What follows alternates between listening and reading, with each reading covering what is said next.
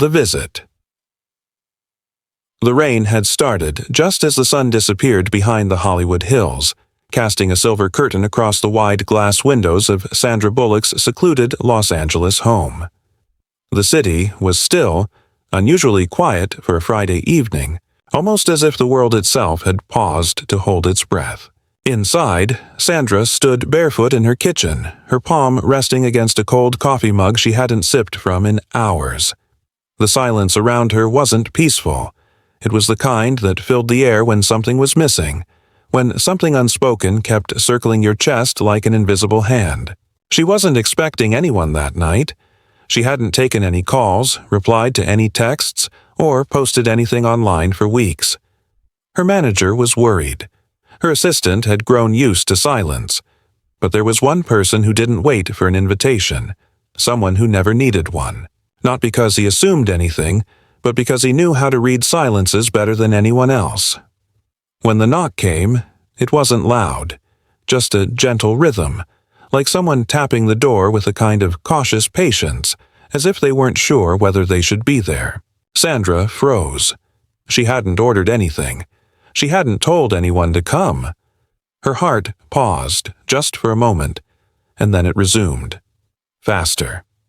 With hesitant steps, she made her way to the door, her fingers brushing against the handle. She peeked through the peephole, and then everything in her chest collapsed into stillness again. Keanu Reeves. Standing there, soaked in the soft drizzle, hands in the pockets of his black jacket, looking up at the clouds with that same expression he wore when he thought nobody was watching, half lost, half awake. She opened the door without a word. He didn't smile, didn't say his name as if she'd forgotten it. He didn't need to. He just looked at her with those eyes, honest, unreadable, familiar. "Hey," he said softly. Sandra didn't say anything back. She stepped aside, letting him walk in. She hadn't seen him in months, maybe a year. Their schedules had stretched in opposite directions. His quiet films, her retreat from the spotlight. He lived between New York and silence. She lived between old wounds and the echoes of past applause. But now, in this moment, none of that mattered. He walked into her home like he always had. Not as a celebrity, not as a guest, but as someone who belonged in the spaces people usually keep locked. He didn't comment on the dim lighting, or the untouched food on the counter, or the stack of letters she hadn't opened. Instead, he looked at her as if he saw through all of it. The weariness behind her practiced calm, the tiredness in her shoulders, the story her silence was trying to tell. "I was just in the area," Keanu said gently, but she knew it wasn't true. His area wasn't anywhere near here. He'd flown in, or maybe driven too far, and something had brought him here that he couldn't explain. Not to her, not even to himself. She nodded, not calling him out. She just said, "Do you want tea?" And he said yes, though he hated tea. But they both needed something warm in their hands, something grounding, something to do with the silence between them. They sat on the living room floor, just like they used to after long days on set, legs crossed, backs against the couch, like time hadn't passed, like years hadn't folded in between. The steam curled from their mugs into the quiet. Rain whispered against the windows, and the weight of everything unspoken settled softly between them. He looked at her, not with pity, not with concern, but with something far more dangerous. Recognition, the kind that made her throat tighten, because she didn't want to be known right now. Not completely, not when her walls were already crumbling from the inside. "I saw the news," Keanu finally said, voice low, "about the foundation closing." She didn't reply, just stared into her cup like it might explain what she couldn't. "It's not just the foundation," she whispered after a moment. "It's everything. The films, the scripts, the people who used to call. It's like the lights went out and I'm the only one still sitting in the theater." Her voice cracked, not with drama, but with something far worse. Truth. Keanu didn't rush to answer. He just sat there, letting her words find their way into the air. And then, quietly, he said, Sometimes the lights go out, so we stop performing." The words hit her harder than he knew. Or maybe he did know. Maybe that was why he came. Not to rescue her, but to sit in the dark beside her so she wouldn't feel alone while figuring out what to do next. She turned to him, her eyes shimmering. Now, not from sadness alone, but from the weight of being seen. Not by fans, not by agents, but by someone who understood what it meant to live in between applause, what it meant to keep giving when the world had moved on. He looked around, his gaze landing on an old photo on the shelf. It was the two of them. Years ago, laughing on set, caught in a moment that wasn't meant for cameras. Just a memory frozen in time. "You still keep that," he said with a gentle smile. Sandra nodded. "It's the only thing that hasn't changed." Keanu looked at her for a long moment. "You haven't changed," he said quietly. "You've just hidden yourself under all the noise." Sandra laughed, bitter and soft. "What if the noise is all I am now?" she asked. "What if there's nothing underneath anymore?" He set his cup down, leaned closer.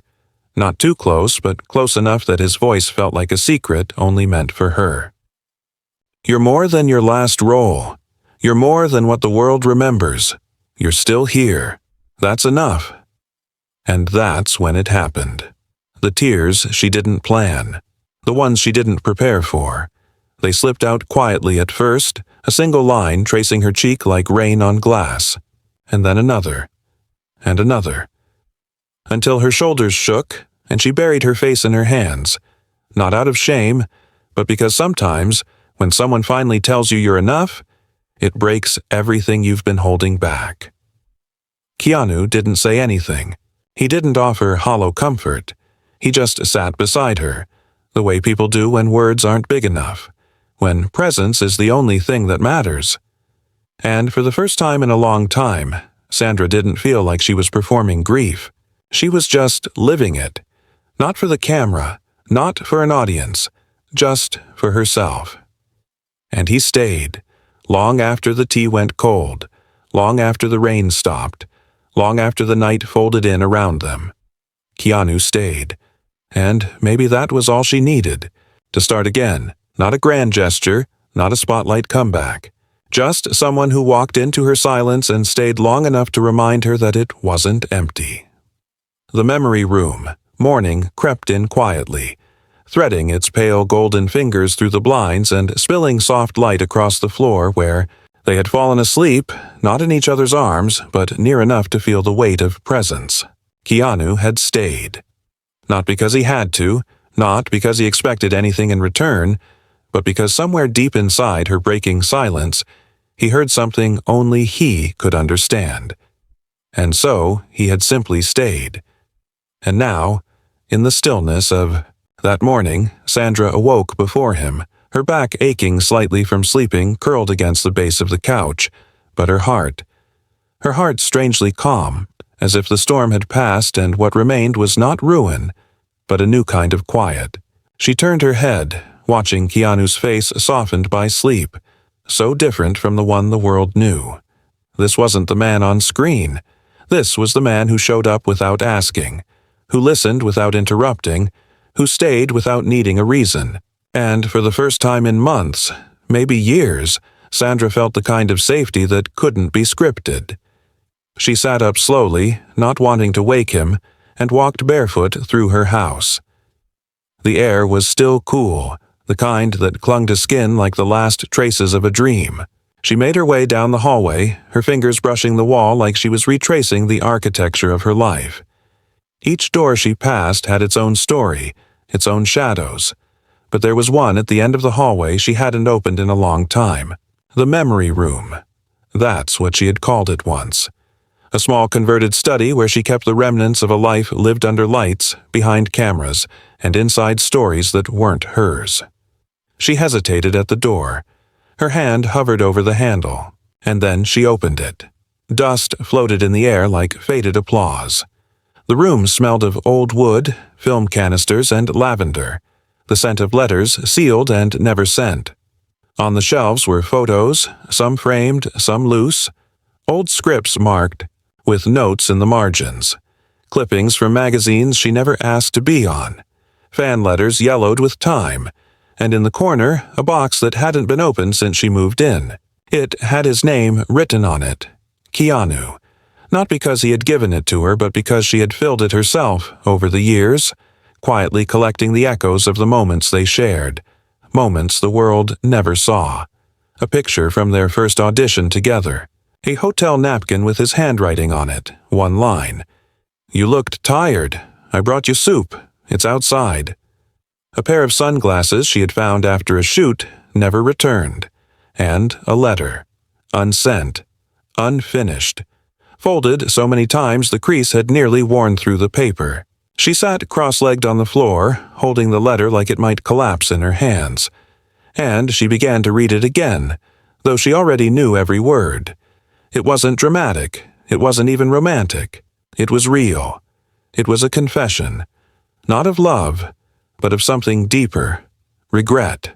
She had written it the night after their last real conversation, the one where she'd chosen the wrong thing, fame over quiet, applause over peace. She hadn't known it then. She only saw the mistake years later, when she was too deep in her own legend to climb out. She had wanted to tell him that she missed who they were before the world started labeling them, before they became icons instead of people, before the industry turned their quiet understanding into a spectacle. And just as the tears began to well up again, she heard footsteps behind her. Soft, slow, familiar. "You kept all this?" Keanu's voice was gentle, still touched with sleep. Sandra didn't look back. She nodded. "I didn't know how to let it go." He stepped into the room, his eyes scanning the space, taking in the pieces of their story that even he had forgotten. He saw his own handwriting, his own sunglasses, his own shadow wrapped into hers. He knelt beside her, not saying anything, just being there. His eyes landed on the letter. "You never sent it," he said softly. Sandra shook her head. "I didn't think it would change anything." He reached out, not to take it, but just to place his hand lightly over hers.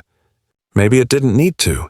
Maybe it was enough that you wrote it. There was silence again, but not the kind that hurt. This one was warm, full. The kind of silence that said, "We're not broken. We're just here." Sandra turned to him finally, really turned, and for the first time in years, asked the question she had buried under 100 rolls and 1,000 smiles. "Why did you come, Keanu? Last night. Why now?" His eyes didn't flinch. He didn't look away. "Because I had a dream," he said simply. "You were in it. You were sitting alone in a theater, and the screen had gone dark. Everyone had left, but you stayed. You just sat there waiting. Not crying, not moving, just waiting." He paused, his voice barely a whisper. "And when I woke up, I knew I had to find you." Sandra felt her throat close again, but she didn't cry. Not this time. This time she reached out and placed the letter in his hands. "You can read it now," she said. "It's old, but maybe it's still true." Keanu unfolded the paper and read it silently. His face didn't change much, but something in his eyes did. Something that looked a lot like forgiveness. Or maybe understanding. Or maybe both. When he was done, he folded it again and handed it back. "You were never lost," he said. "You just needed someone to remind you that you're not invisible." She laughed, that soft, broken laugh of someone realizing how long they've been waiting for the right words. "I was so afraid to reach out," she whispered. "I thought you'd moved on." Keanu stood, then reached down and offered her his hand. "I don't move on from people I care about," he said. "I just wait until they're ready." She took his hand. And something shifted. Not everything. Not all at once. But enough. They spent the rest of the morning in that room, dusting off memories, talking about things they never said out loud, revisiting the roles that meant the most, the scripts they passed on, the moments they wished they could take back. It wasn't about nostalgia. It was about healing, about finally acknowledging that behind all the headlines and flashing lights, there were two people who once laughed until they cried, who sat under the stars between takes, who wrote letters they never sent, and who, after all this time, still found something unspoken in the silence between them. And when the sun reached the top of the sky, flooding the memory room with golden light, Sandra looked at Keanu and said, "Do you remember the bench?" He smiled slowly. "Of course I do." She nodded. "Then let's go. I don't want to remember it alone anymore." And just like that, without a press release, without cameras, without scripts, they left the house, two friends carrying an old memory into a new day. What they didn't know was that this was only the beginning. The real healing hadn't started yet, but for now it was enough to walk side by side again. The bench beneath the stars. The drive was quiet, but it wasn't hollow like the silences of the past. It was thick with memory, pulsing with everything they didn't need to say out loud. The city moved around them, but they were in their own world.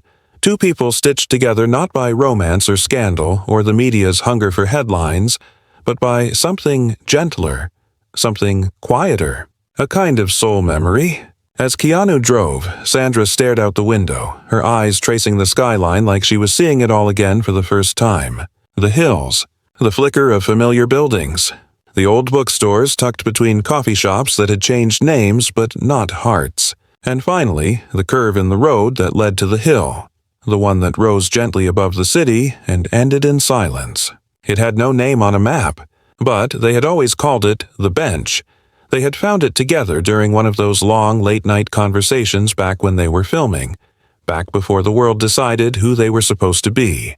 The car had broken down, or maybe they had just driven without direction until the road simply ended. And there it was, a weathered wooden bench overlooking the sleeping city. Back then, they'd sat there talking about everything and nothing. About life after fame, about what they were afraid of, about how one day they'd meet there again when the noise faded. It had been a joke at the time. One of those soft promises you make when you still believe you have all the time in the world. But now, as Keanu parked and they stepped out into the open air, the gravity of it settled between them. They were back. Not as actors, not as icons, just as people. The wood creaked beneath them as they sat just like it used to. The sun was beginning to lower, casting a golden hue over everything, painting their silhouettes like characters in a story they hadn't finished writing. Sandra let out a soft sigh, one hand brushing a strand of hair from her face, the other resting near his but not touching. "I haven't been here since that night," she said, her voice quiet. "I wanted to come, so many times, but I couldn't. It felt like if I came back alone, it would mean we never meant it, that we never would come back together." Keanu nodded, staring out at the horizon where the buildings met the sky. "I almost came once," he said, "after my sister passed. I sat in the car, right down there, but I couldn't climb the hill. It felt like climbing toward something I'd lost." Sandra turned to him, her eyes gentle. "You never lost me," she whispered. "I was just trying to be who everyone needed me to be, and somewhere in that I forgot how to be just me." Keanu smiled, the kind of smile that carried both understanding and sorrow. "We all forget," he said, "but remembering with someone, that's rare." They sat in silence again, but this one wasn't uncomfortable. It was rich, full, like the soil before something grows. The wind played with the trees, and the city below began to flicker with lights like stars rising from the ground. Then, slowly, she leaned back on the bench and looked up at the sky. "Do you remember what you said the night we found this place?" she asked, a soft smile on her lips. Keanu raised an eyebrow, playful. "Which part?" "The part about you probably becoming president of Hollywood." She laughed, a real laugh this time. "No," she said, bumping his shoulder lightly. "The part where you said if the world ever got too loud, we'd meet back here. And just sit. No words, no scripts. Just sit." He nodded, the memory flooding him. "I remember. I meant it." "Me too," she said. "And I think I forgot how much I needed to just sit. With someone. With you." Her voice broke slightly, not from sadness but from release, like something inside her had finally exhaled after holding its breath for far too long. "I spent so many years building a version of me that the world loved. But I don't think I liked her very much." She smiled too wide, agreed too easily, cried only when the camera said cut, And now, when I'm finally alone with myself, I don't know who I am without the noise." Keanu looked at her, really looked, and then reached into his pocket. He pulled out a small object, worn, metallic, a tiny charm shaped like a film reel. "You gave me this," he said, placing it gently in her hand. "After we wrapped our second film together. You said it was to remind me not to forget who I was when the camera stopped." Sandra stared at it, stunned. She had forgotten she'd given it. Forgotten that moment. But he hadn't. He'd kept it all this time. She closed her fingers around it, and a tear slipped down her cheek. "I don't think I ever took my own advice," she whispered. "Then maybe it's time to," he replied. "Maybe we both need to remember who we are when no one's watching." The sun dipped lower, and the air grew cooler. He shrugged off his jacket and placed it around her shoulders, not asking, not speaking, just caring, like he always had. They watched the city light up beneath them. And then Keanu said something that landed heavier than she expected. "What if we never left this bench?" he said. "What if we just stayed here for a while? Let the world move on without us. Let time forget us for a bit. Just you and me. The way it was before everything got so loud." Sandra looked at him, tears in her eyes. Not because she was sad, but because something about his words felt like truth, like healing, like home. "Then maybe," she said, voice thick with emotion, "maybe the world can wait." They didn't leave for hours. They stayed until the sky turned navy and the stars scattered across the night like a soft applause only they could hear. They didn't talk much after that. They didn't need to. Their silence said everything. Two people once lost in the noise of adoration, now found in the hush of something real.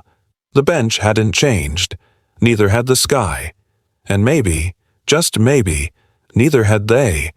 Not the parts that mattered. What no one knew, not the press, not the public, not even those closest to them, was that on that quiet hill, under those stars, a chapter-long thought closed had quietly reopened. Not with fireworks, not with a kiss, but with presence, with breath, with two souls quietly realigning. The invitation that never got sent.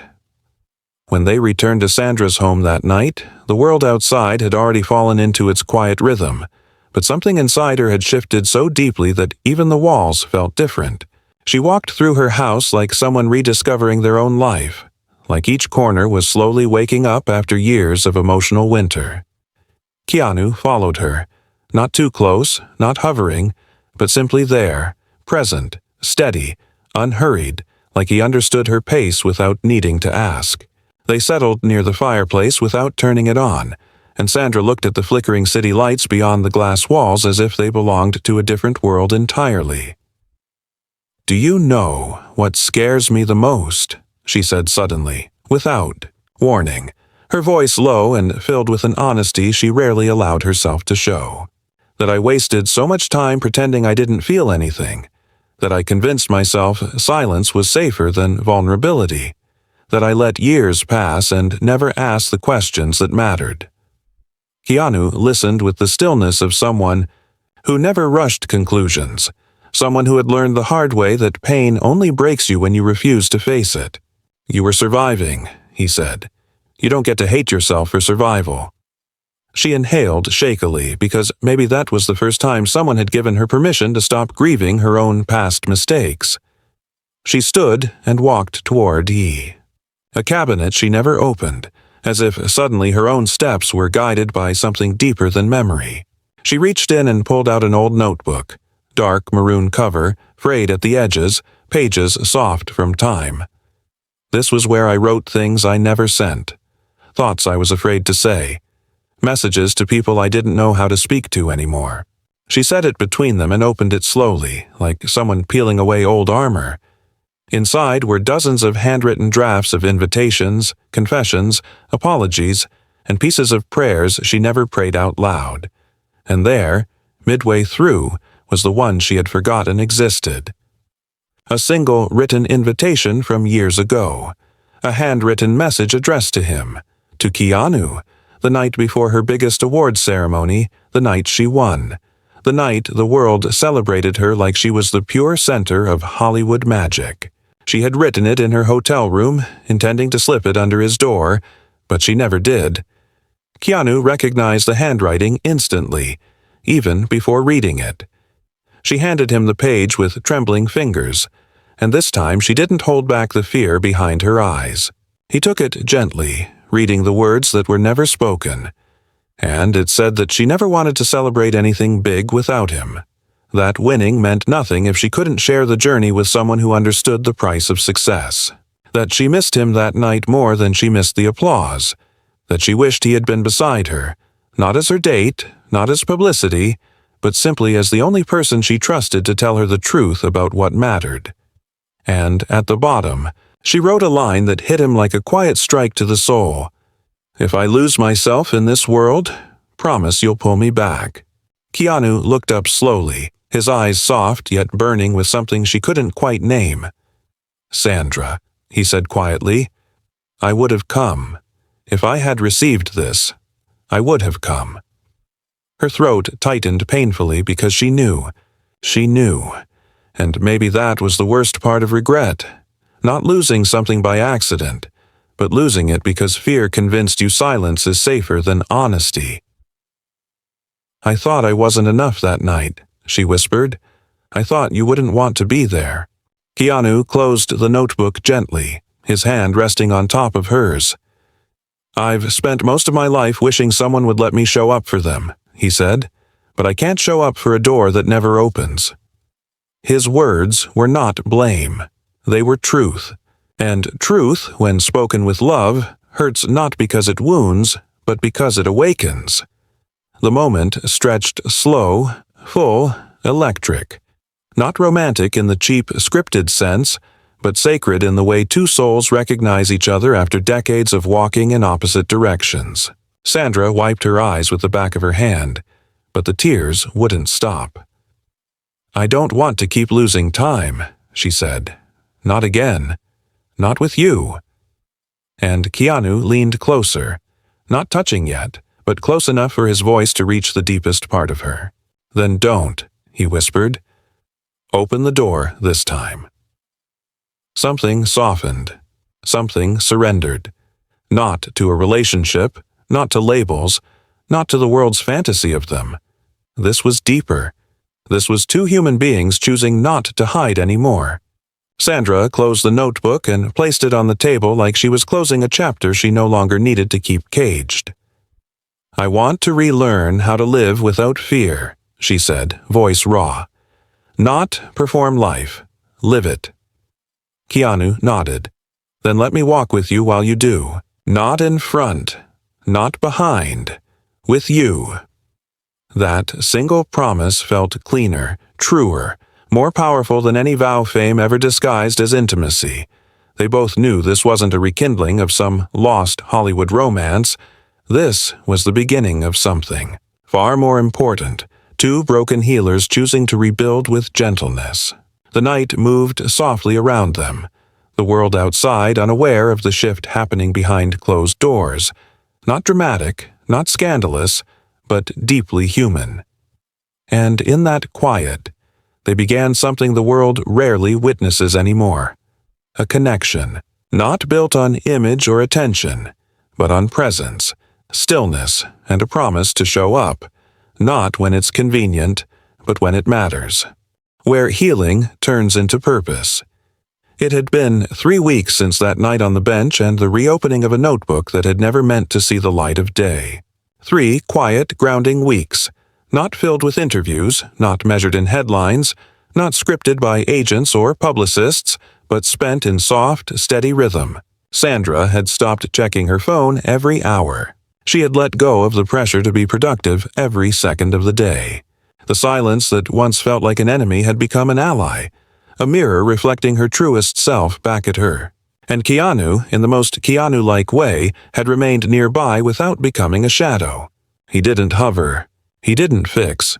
He simply showed up, bringing over groceries without asking, riding his motorcycle to her place just to sit on the porch and share tea, texting her photos of old movie sets they'd forgotten, or quotes from books that only made sense when read aloud in quiet afternoons.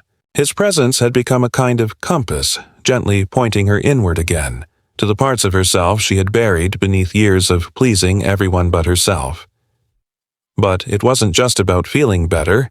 Healing, Sandra was learning, wasn't the end goal. It was the beginning of something else. One morning, she stood barefoot on her patio sipping coffee while the city hummed far below, and something inside her stirred. Not urgency, not panic, but a different kind of fire. A voice she hadn't heard in years whispering, "What now?" Not "what next?" but "what matters?" That afternoon, she pulled out a stack of mail that had piled up untouched in her hallway. There, among bills and press clippings, was a small handwritten note in a cream-colored envelope. The handwriting was shaky, uneven. It was from a woman in Austin, Texas. She had written about how Sandra's old foundation had once saved her daughter's life after a car accident, how a grant they'd given paid for a surgery no one else could afford, how her daughter was now in her second year of medical school. The mother didn't ask for anything. She simply said, "Thank you for what you built, even if it's gone now." Sandra read the letter 3 times, and something in her eyes hardened, not in bitterness but in clarity. She walked into her office, opened her laptop for the first time in weeks, and typed a single word into the search bar. Revive. Not foundation. Not rebrand. Just that one word. And then she picked up the phone. Not to call an agent, not to pitch a new project, but to call someone who once designed shelters for women fleeing violence. A friend from her earlier days who had disappeared from Hollywood years ago to build safe houses instead of red carpets. They talked for an hour, then 2, and by the end, the question wasn't, "Should we do this?" It was, "How fast can we start again?" When Keanu arrived that evening, Sandra was already knee-deep in folders, papers, legal forms, old grants, and foundation notes spread out across her kitchen table like a battlefield. He paused in the doorway, watching her. A soft smile forming as he saw the familiar focus in her eyes. Not the desperation to prove herself, but the quiet passion of someone remembering why they began in the first place. "You look like a woman on a mission," he said. Sandra glanced up, strands of hair falling across her face, and she laughed. "I think I found it again," she said. "Not the fame, not the spotlight. The part of me that actually changes lives." Keanu didn't say, "I'm proud of you." He didn't need to. He stepped inside, rolled up his sleeves, and joined her at the table. For the next several hours they worked like 2 people possessed, not by ego or nostalgia, but by the weight of purpose. They made lists. They mapped out budgets. They called old volunteers. They researched new laws. They even fought a little, softly, respectfully, the way people do when they care too much. And somewhere between coffee and Chinese takeout, between spreadsheets and silence, Sandra looked across the table at him and said something she had never said before. "I don't think I've ever truly trusted anyone like I trust you." Keanu paused, his chopsticks midway to his mouth. "That's not nothing," he replied. And the way he said it, gentle, humble, honest, was like someone laying down a cornerstone. The next few days blurred into something beautifully exhausting. They met with advisors, brainstormed names for the new initiative, talked about partnerships with schools, community centers, art therapy programs. The foundation would rise again, but not as a celebrity vanity project. It would be quieter this time, focused, real, a place for forgotten kids, broken women, artists on the brink. And at its heart, Sandra would be present, not just as a name, but as a soul in the room. She didn't want red carpets. She wanted change, and yet beneath all of this, beneath the rising tide of purpose, something even more fragile was growing between them. It wasn't romance in the way Hollywood sells it. It was not flowers and declarations. It was something far more dangerous and rare, emotional intimacy, the kind where presence becomes a kind of love, where a hand brushing against yours during a planning session feels like a thunderclap, where you begin to crave the way someone looks at you not because of what you've done, but because of who you are when you're no longer pretending. And still, neither of them said it. Neither of them dared to put a name on what was unfolding, until one night, when everything almost collapsed. They had been reviewing logistics late into the evening. Sandra had pushed herself too far, sleepless, underfed, overloaded. She snapped. Not at him, but at herself. She cursed, threw a pen across the room and muttered, "This is stupid. No one cares. I'm fooling myself." Keanu stood up slowly, walked over and gently took the papers from her hand. "Don't do that," he said, his voice not angry but firm. "Don't erase everything you are just because the weight feels too heavy tonight." She broke down in seconds. Right there, in her own kitchen, curled into the arms of the only man who had never tried to fix her, but had always refused to let her fall alone. And in that moment something cracked open.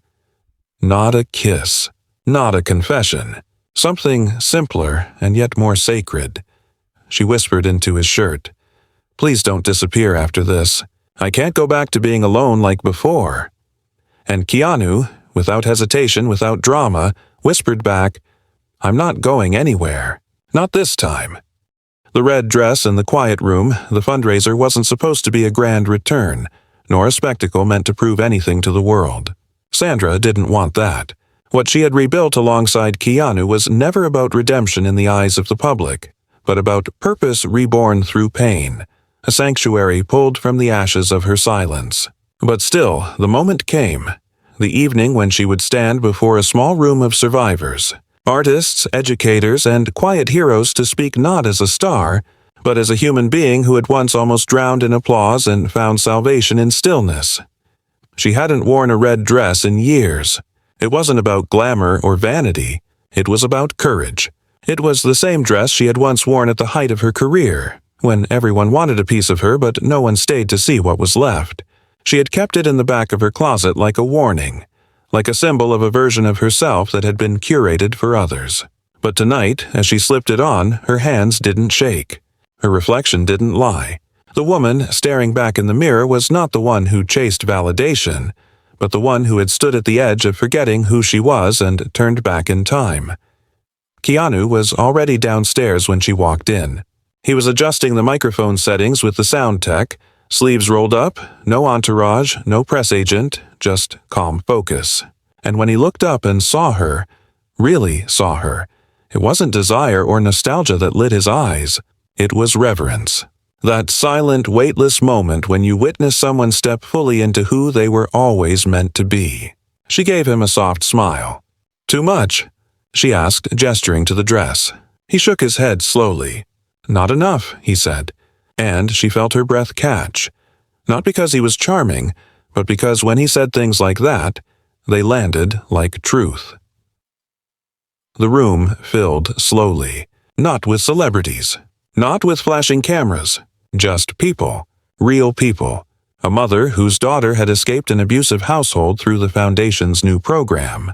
A retired firefighter who now taught sculpting in the art therapy wing. A teenage girl with a burn scar and the voice of an angel, waiting quietly with a guitar in her lap. This was the world Sandra had once wanted to touch, but only now truly belonged to. She didn't take the stage under a spotlight. She stepped into the circle like one of them. No speech prepared, no teleprompter, just the letter she had once written and never sent, folded inside her palm like a secret finally ready to speak. "I used to think silence meant failure," she began, her voice steady but low. "That if the world stopped watching, I would disappear. That if I wasn't seen, I wasn't real." She paused, letting the quiet breathe around her. "But now I know that sometimes silence is where we come home to ourselves. And that's where healing begins." She unfolded the letter and read it aloud. It wasn't dramatic. It was raw. She spoke of fear, of loneliness, of loss, of how even at the height of her success she had felt hollow, of how it wasn't awards that saved her, but presence, stillness, and a friend who knocked on her door the night the silence got too loud. She didn't name Keanu. She didn't have to. He sat among the crowd, hands folded, gaze steady, heart in every word. After the applause, quiet, respectful, deeply moved, Sandra stepped off the stage. She didn't linger in the spotlight. She walked directly to a corner of the room where a small girl stood with wide eyes, holding a drawing. "You're the lady from the screen," the girl said. Sandra knelt and smiled. Not tonight, she whispered. Tonight, I'm just someone who's learning how to listen again. The girl handed her the drawing, two people sitting on a bench beneath the stars. And that's when Sandra finally cried again, but this time not from sorrow, from wholeness. Later that evening, after the music had faded and the last of the guests had gone home, Sandra and Keanu returned to her house. They didn't say much. Words had already done their work. She changed into something soft and simple. He made tea without asking, and then, together, they walked into the quiet room. Her memory room, now transformed.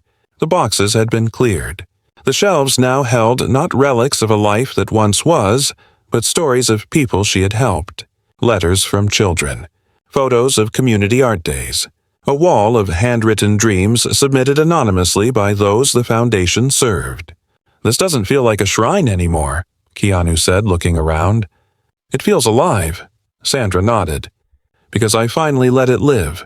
And because you reminded me how. They sat on the floor, backs against the same couch where she had broken open that first night. The same silence settled around them, but now it held peace. Keanu reached into his jacket and pulled something small from the inner pocket. A folded card. He handed it to her. "What's this?" she asked. "Something I wrote a long time ago," he said. "But never sent." She opened it slowly, her breath catching as she read the words. It was an invitation, dated 7 years ago, to a private dinner. No event, no purpose. Just him, asking if she wanted to spend time together. "I wrote this the night after your awards ceremony," he said. "But I thought, maybe you wouldn't want something simple like that. Maybe you had bigger places to be." Sandra looked at him, eyes glistening. "We were so afraid of each other's silence," she whispered, "when all we needed was to sit in it together." Keanu nodded. "We still can." And so, they did. No one outside would ever know the full truth of what happened that season. Why Keanu Reeves visited Sandra Bullock that night, or what they said in the hours that followed. The world would continue its guessing, its headlines, its shallow speculations. But somewhere beneath all that noise, two souls had quietly found each other again. Not to begin a fairy tale, but to begin again, not as stars, not as stories, but as sanctuary.